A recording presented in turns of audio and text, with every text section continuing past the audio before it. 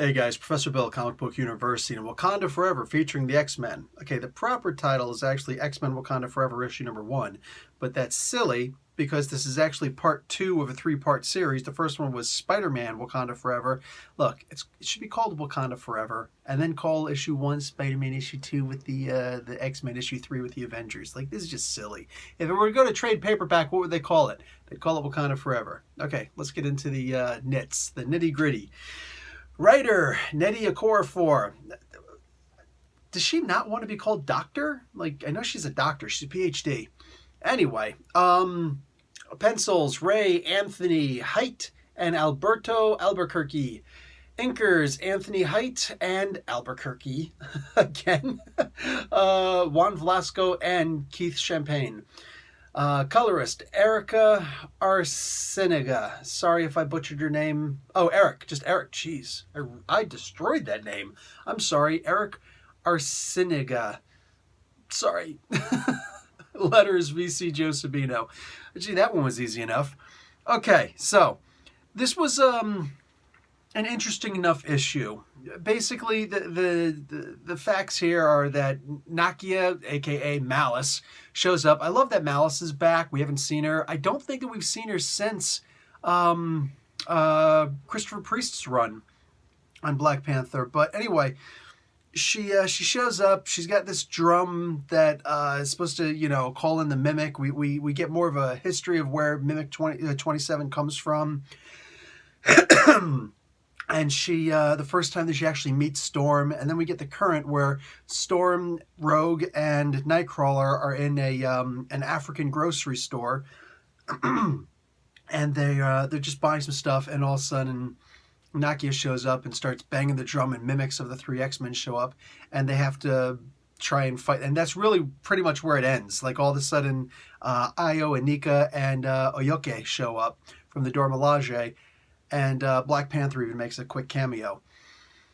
This was, that was pretty much all that happened. There was a lot here.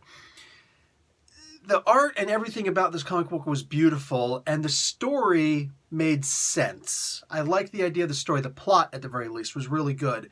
As far as the actual writing itself, just as long as it's understood, writing a comic book is going to be different from writing a novel. Writing a novel is going to be different from writing a fact-based nonfiction book.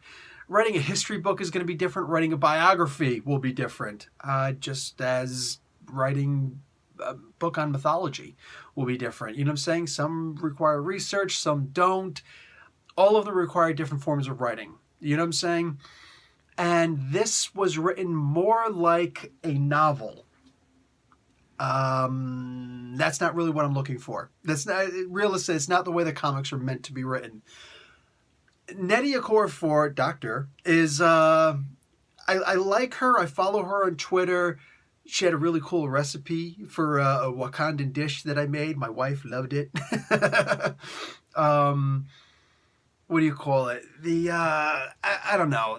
This comic book, they had Storm talking about different dishes and foods that you'll find in Africa, and explaining how plantains, when they're dark and when they got like the black spots all over them, basically much like a regular banana, all the black actually just means that all the sugar has really come to not congeal, but to come to the surface and whatnot.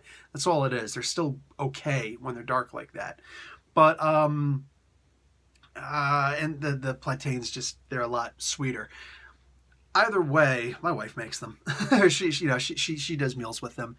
But either way, it's like, I don't need to learn about plantains. I don't need to learn about the dried crayfish that were there. And Rogue is right now married to Gambit.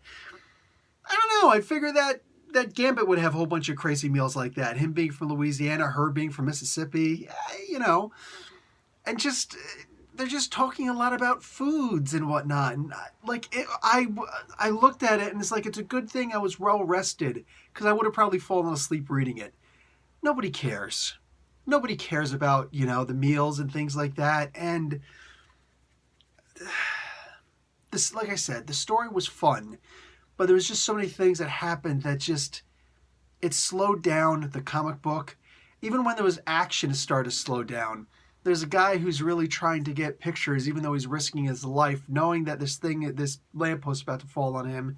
And Rogue and one of the Dora Milaje are arguing with the guy pretty much, and having a conversation back and forth with each other.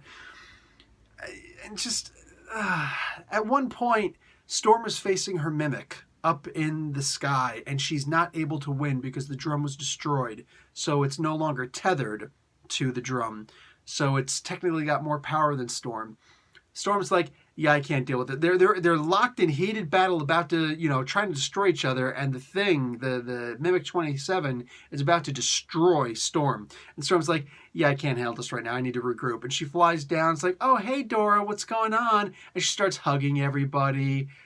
And meanwhile, in the background, you see the storm just going, and it's like, okay, so is something gonna happen here? You really stopped for a damned hug fest? What the heck am I reading here? I feel like, not even I feel like, I know for a fact, Nettie is brilliant, and she's going to do good if she decides to stick with comics, she's going to be doing an ongoing pretty soon, which I'm looking forward to reading. I just hope that she's going to refine her act a lot more since this comic book, from this comic, and the next issue also, which I will be reading. I will be reading it. But I feel like she should have stayed in the digital world for a little while, so that only people who very specifically want to see these comics will see them. They will eventually see the light of day by going to trade, but in the interim, they're going to save a lot of money, and they can keep a series going for a lot longer by just keeping it in digital format. And I think that should have happened a lot more with Nettie, because I just don't feel like she's ready for an actual comic book yet. She doesn't have the comic book voice. She doesn't have the sense of, the comic book. Hey man, you know how to ride a bike, that's awesome. Does that mean you know how to ride a motorcycle? When you burn your leg and fall down and break your other leg, you realize suddenly that you don't. You really don't. And then once you finally get it right, that's when you realize, that's why everybody's always wearing leather jackets. I'm going to get hyperthermia. You know what I'm saying? Like, just because it looks the same doesn't mean that it is the same. It's got pages. It doesn't mean it's a regular book. It's a comic book, and there is a different writing style for it.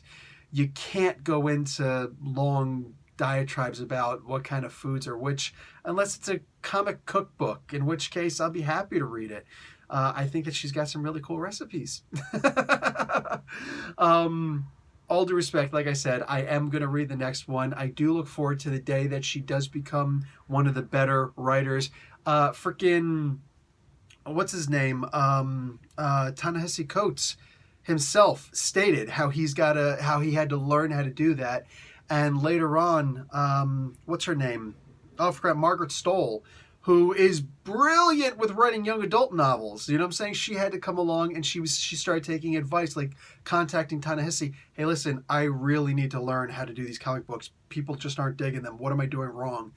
And they had the conversation, and she talked about that, and I thought that was great. And I just think that if Nettie isn't doing that right now, then she needs to, genuinely needs to, if she's going to stick with writing comic books. She's got interesting stories to tell. It's hard to get to them because she just doesn't have it down yet. That's really it. That's all there is to it. Anyway, guys, get the comic at your leisure. It's in stores. All right, guys. Professor Bill, Comic Book University. Class dismissed.